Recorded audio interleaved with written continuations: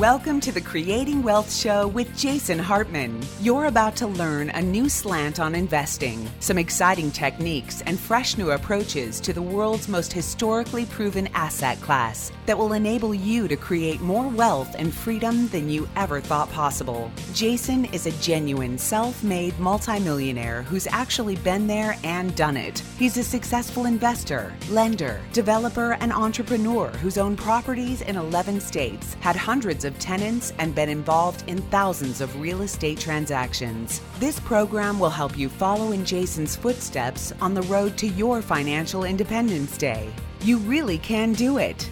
And now, here's your host, Jason Hartman, with the complete solution for real estate investors. Welcome and thank you so much for joining me. This is episode 1070. This is your host, Jason Hartman. And greetings from beautiful Tampa, Florida. I'm here with my friend Matt. This is a 10th episode show, and we are going to be talking about grit today with Angela Duckworth. This is really a fascinating interview, as you regular listeners know, and hopefully most of you are regulars, but welcome newbies.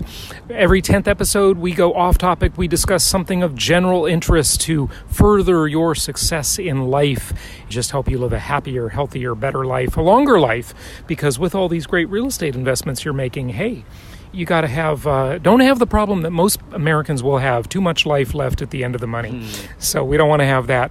So my friend Matt Andrews is here. He's holding a conference the next couple of days. I am one of his speakers tomorrow, and I'm going to be talking about a totally new topic. I'm going to be talking about what I call the crime of our time.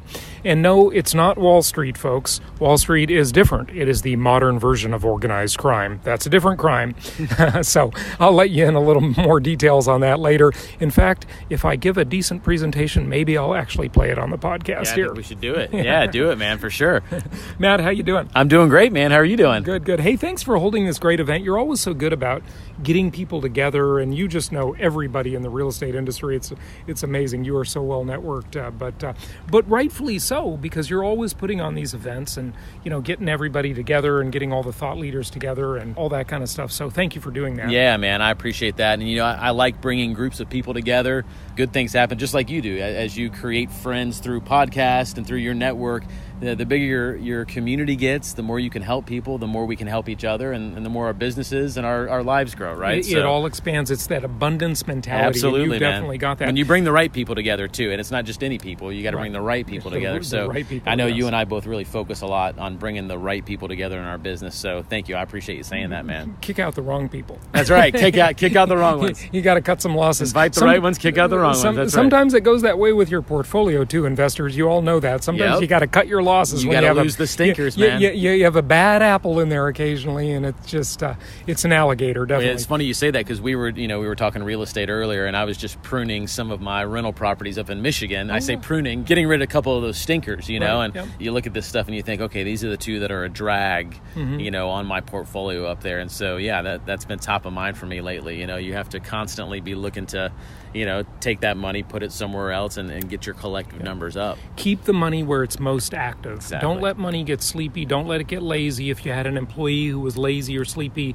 you'd get rid of them, hopefully, right? And it's like pruning, you have to. You got to prune your trees too, you know, on your properties, right? You got to prune them exactly for better growth and better results. So, Matt, how did you actually get into the real estate business? What attracted you about real estate investing? Yeah, you know, I'm an entrepreneur at heart, so for me, real estate just represented an opportunity for a lot of options. You know, a lot of ways to get into real estate, a lot of ways to get out of real estate, a lot of entrances and exits, so to speak, right? So for me, there was low barrier to entry at, you know, 22 years old or whatever I was when I flipped my first house. You know, I was able to qualify for a loan and able to get into that first house and able to, you know, kind of trip all over myself and rehab it and eke out a small profit, learn something, take it to the next one. But it allowed me an entry point, you know. So at that age, I couldn't go and buy a business. I wasn't going to go buy a big storage, you know, facility or a bunch of dry cleaners or something like that. But I could get a single house. Yeah. Right. So that's what attracted me to it in the beginning, man. Was just that low barrier to entry. And now what I love about it is what you and I talk about all the time: owning rental properties, passive income. You know, literally making money while you sleep, which sounds crazy and almost like otherworldly, but it's true. If you own rental properties, good rentals that are making money what are we doing? We're making money while we sleep. You know what's so interesting about that? I said this, it never really occurred to me to say it this way before, but on a recent episode, I said that, if you think about it, our renters, right? They pay us anywhere between 33% and 40% of their income every month in rent. Yeah. Right? So literally, you have, even though slavery has been abolished, oh no, you have a 1/3 to 40% slave. Like literally, they're working for you when you're a landlord. Yep. Isn't that a way? Well, and I was on the other side of that equation when I was, in a one-room apartment, paying for it. Yeah, I was on the other side of that equation, so I can definitely appreciate that. And you're right. It is. Let's not call it slavery because we'll get in trouble. I know. But yeah, you're right. There is an indentured servitude aspect to that. Indentured servitude, a more politically correct word, although still not completely politically correct. Yeah, absolutely. Good stuff. But that's interesting. Yeah, I mean, listen, I've been a renter many times in my life. Sometimes renting makes a lot of sense. Sure. And it's great that there are real estate entrepreneurs there to provide rental housing to us. Absolutely, yeah. So I don't really mean that in I love a good Airbnb. In a negative way. Yeah, definitely. But you like real estate because, you said a lot of entry and exit points, low barrier to entry, and, it's creative, right? What I love to say about it is it's a multi-dimensional asset class. So you can, if one thing's not working out for you, say appreciation isn't happening, you just, batten down the hatches for cash flow, right? If that's not working, you got tax benefits. I mean, there's all these different ways to make money, right? Totally. Yeah. Yep, absolutely. And that's what I love about it. As I've grown in real estate and as I've learned more, you learn better and better exits. You learn better ways to take the same property and do something better with it, So early on for me, it was just buying it and wholesaling it real quick, or buying it and doing a quick rehab, getting it back on the market, getting that money back out. Now with the, creative strategies for owner financing and for lease options and those types of things that I've learned through the years. Now I look at every deal and I think, okay, there's like 4 or 5 or 6 things I could do with this great deal I found. Sure. Which one is the best right now? And putting that puzzle together, that's the fun part, right? That is fun, and you can't do that with other types of assets. Right. You can't do that with stocks, right? Yeah. And you can add it in too, and that's the cool thing about real estate is, I will learn something from you, in this next year probably as we're talking about something I'm not doing as far as an exit strategy right now. So you'll turn me on something so you can start to layer these and stack these. So imagine if you played Monopoly, but every time you started to play Monopoly again, you were starting with better pieces or more money than the other players around you. Sure. You're building layers on top of your knowledge base, and that's what's great about it. So it's the opportunities, and it's that you can do so many things with one asset. And single family homes is my favorite, but like you, I love apartments too, and I've flipped some apartments and done some multifamily, so I love all that stuff. So good stuff. It's real estate, man. It's the best. It is. It's the most historically proven asset class in the entire world, as I always say. Matt, thank you for joining us for the intro portion. I know we've got to get in here. Your attendees are waving at you like get in here to dinner. So we'll wrap it up for the intro portion. Let's join Angela Duckworth right now. Be sure to join us in Hawaii if you don't have your tickets yet. JasonHartman.com for that. But here is our guest for a 10th episode show.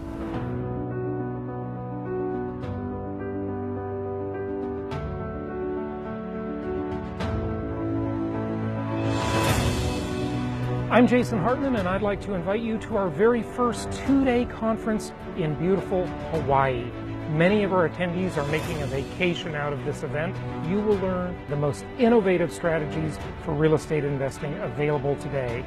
We have helped thousands of people invest in properties around the U.S., and we can help you do it too. So I hope you'll join us, and happy investing.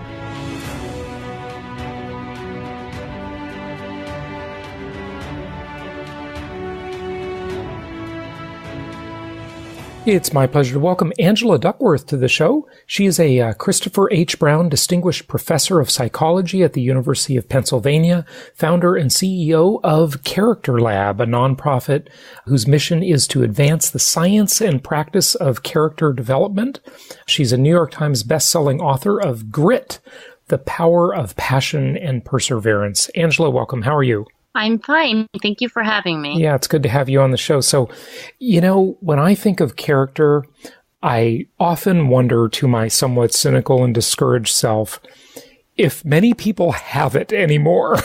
I tell you, it is, I don't know. I must be getting old because I'm starting to think of myself as kind of old-fashioned when it comes to things like integrity and keeping one's promises and, the world seems pretty transient nowadays. Am I wrong about that? Am I getting too cynical or nostalgic? I don't know. I will begin by just saying that I do think of grit and character a lot. I've got two girls of my own at home. And when I think about what I want them to grow up to be, they're teenagers now in high school. And I would hope that they end up being gritty, but also, all the other things that I think of when I think of character. I want them to be kind and honest and curious and open-minded and compassionate. The list goes on. Now, are we in a crisis of character in this moment in history? I will say that many people have said that we are, but it's also true that 1,000 years ago, 2,000 years ago, people were also lamenting the crisis of character of their generation. I agree. And, I'll tell you, that is the one thing about reading scripture that you tell that human nature hasn't changed much. Maybe the technology has changed, the world has changed, but human nature is pretty similar to the way it was 2,000 years ago, isn't it? I think that's exactly right. And, the challenges that face us, of course, technology introduces new ones, global politics. But with respect to grit, for example, I think grit is always going to be relevant because achievement doesn't come easier now than it ever did. And, doing anything that is worthwhile, I do think takes much more time and a lot more failure than many people are willing to invest. Yeah, absolutely. Okay, so look, character has more dimensions than I started off with. And I want to let you share, Angela, if you would, some of those dimensions with our audience. To me, when I think of the word character, it resonates, integrity, honesty, but it's a lot more than that, isn't it? Character, you could argue, is infinitely plural. In other words, we could just talk all night, all day, the next day, and again, and we'd not run out of things that we would say, oh yeah, let's add that to the list. But I do think there are three families of character strengths, and anybody can remember three. And that's one reason why I love that the data on character that I've collected on kids in particular falls this way. Grit is like self-control and optimism and growth mindset is a strength of will. It's a whole family of character strengths that enable you to get things done. And I think it is important, but not the most important dimension of character. Probably more important than strengths of will are strengths of heart. And they include, as you mentioned, integrity, but also gratitude, emotional intelligence, generosity, all the things that enable us to have healthy and harmonious relationships with other people.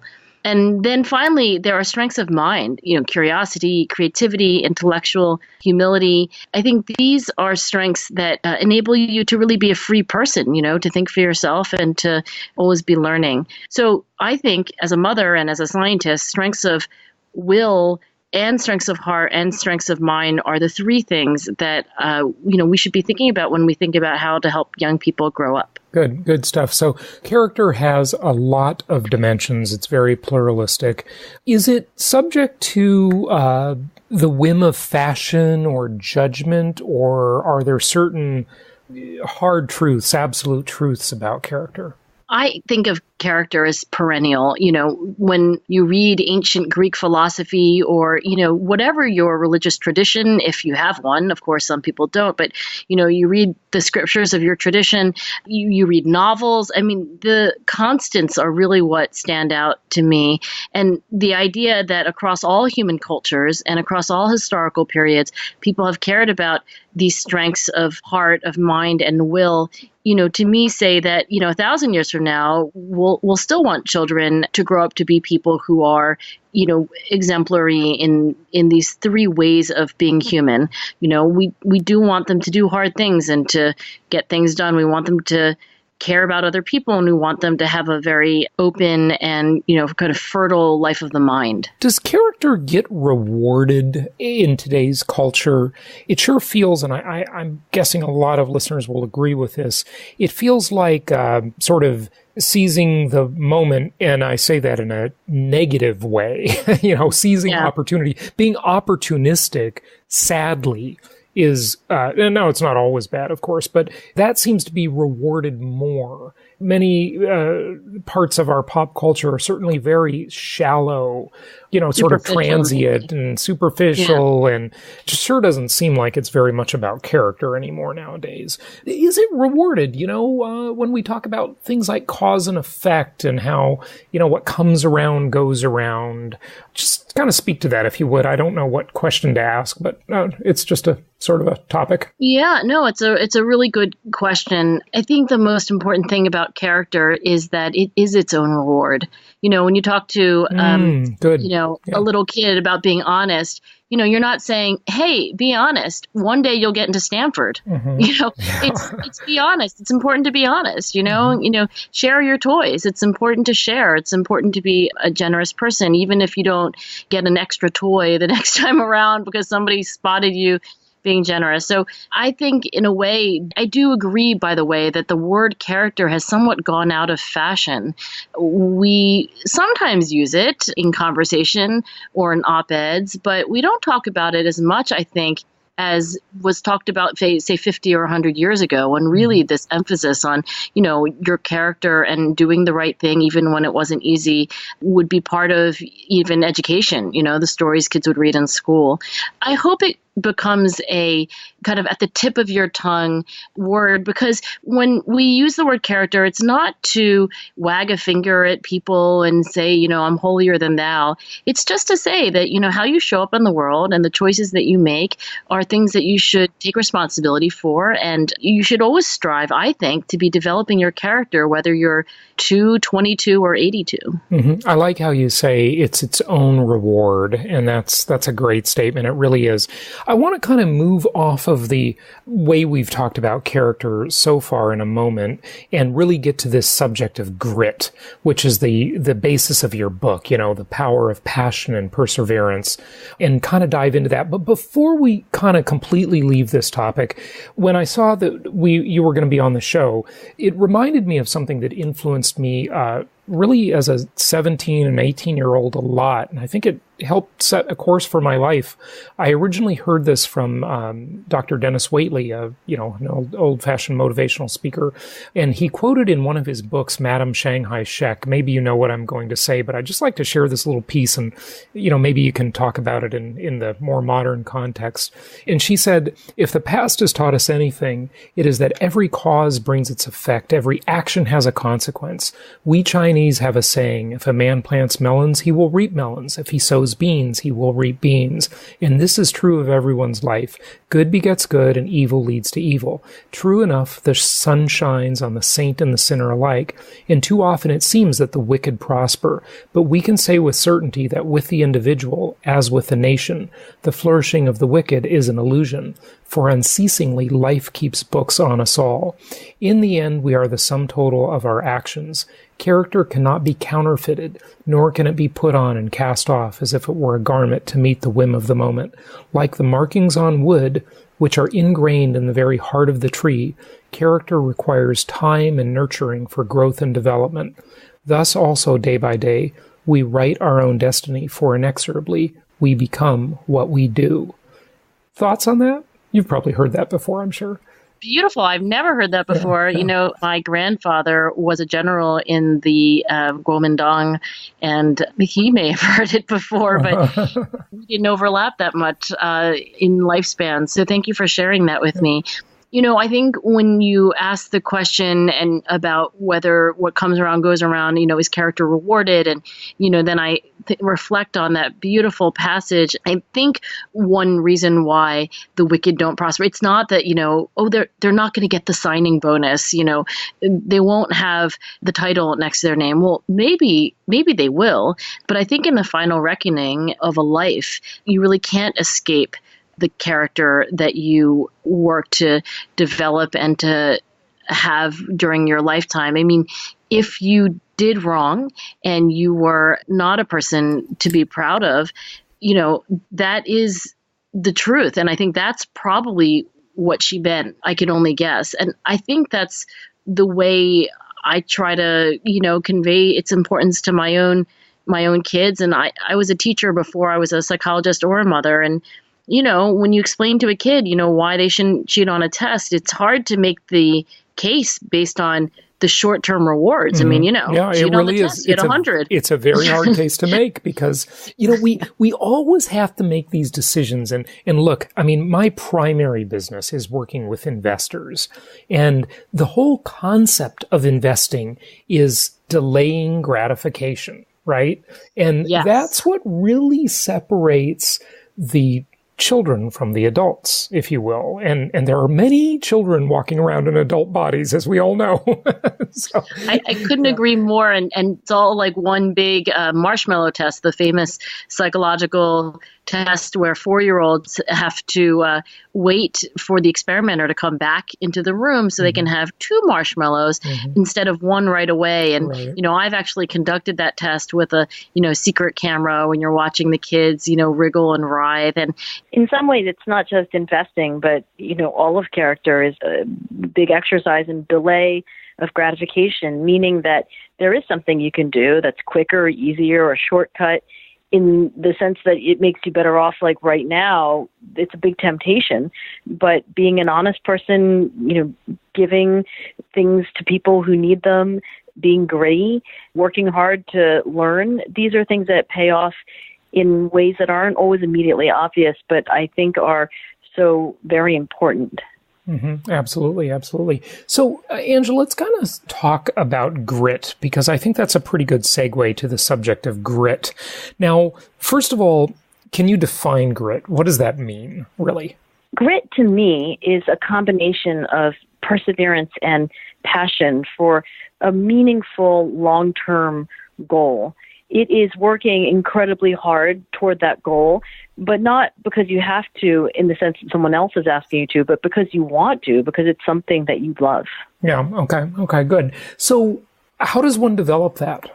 I think the development of grit begins early on with kids who have role models of people in their lives, and some lucky kids have these role models in their own home, their parents who come home from work and talk about what went well, what didn't go well, but clearly have a passion for what they do, and they have bad days, they have good days, and they get back up again. I think that's the very beginning of learning grit. I think for many of us, we have a teacher in our life who really put us on the right path, maybe a coach if we play a sport as a kid.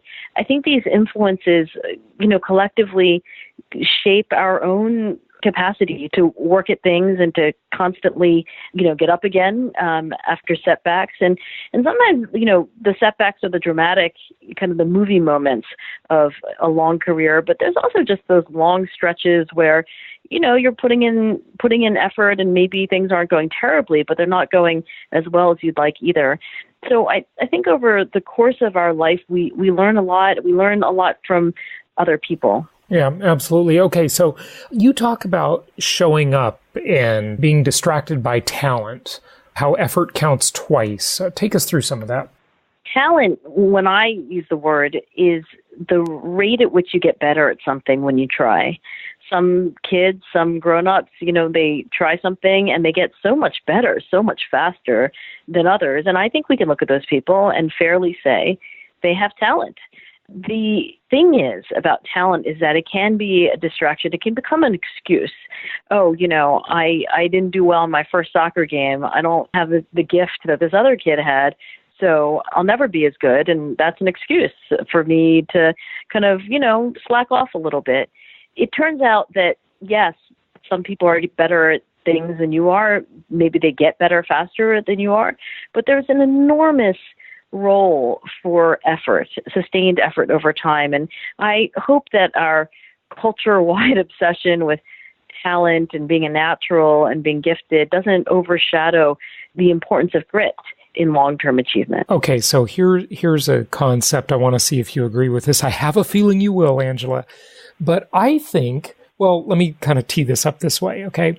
So when I really used to train entrepreneurs and salespeople on marketing especially, they would always come and say, what's the best idea?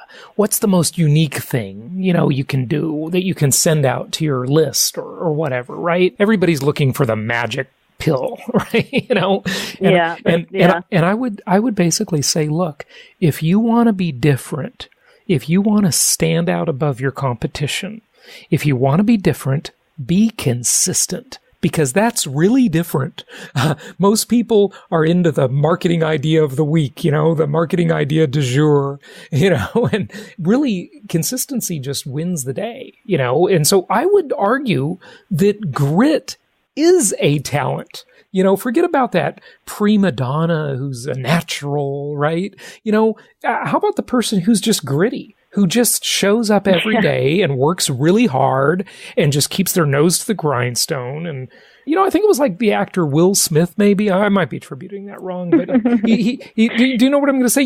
He says, look, I know there's a lot of people smarter than me, better looking than me, but I'll just outwork you. 100%. You're exactly right. I actually have pictures of Will Smith in my office just to remind me of his poetic, he gets almost philosophical when he starts talking about how he's become who he's become. And I love what you just said. Consistency sounds like the least sexy thing there could be, right? And I have a sociologist friend who calls it the mundanity of excellence. And when you really look under the hood of a great ballet performance, a novel that you can't put down, there is consistency and consistency and consistency. There's this, slogging away. Will Smith would call it beating on your craft. And he says that, one of the biggest mistakes people make is they confuse skill and talent. Talent may be something, he says, that you're gifted with, but that doesn't mean that you're going to be skilled, because skill is hours and hours of beating on that craft. So if there is some way that we could communicate this that would make it as exotic or fun for entrepreneurs to embrace, I would. But really, it's not. It's not a glamorous thing to wake up at whatever hour and go at it again and again and again. Yeah. But that is a talent.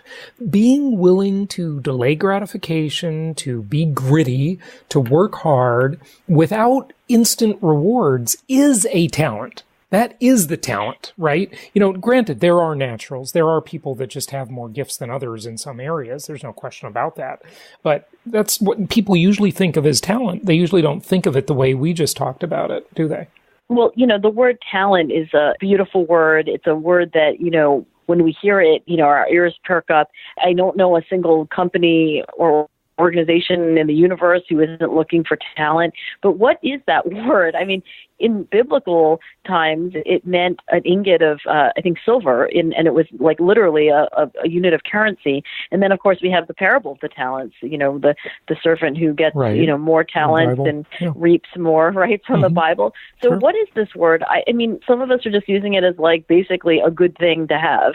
But I would just say that whatever words we're using, if we can honor the discipline of earning greater and greater skill over time, I think that is exactly right what you said, that it's the rare athlete, the rare musician, the rare CEO, the rare fill in the blank who can maintain that consistency of their dedication over time. There are millions of people who can pull an all-nighter, for a couple of nights, but that's not really what they burn out, and that's not somebody I want to, outsource work to. Right. No, life is a marathon, not a sprint. No question about it. But some people are probably listening, Angela, and asking themselves, well, how do I do that? What are the steps to that? Unpack that idea.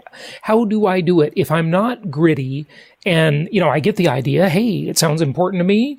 How do I do it? The first step is to diagnose, what it is specifically that is hindering your grit. If it's a lack of curiosity and interest in what you do, if you feel bored by your job, if you feel like, honestly, you haven't learned anything in a very long time, then I would say, okay, let's work on interest and curiosity.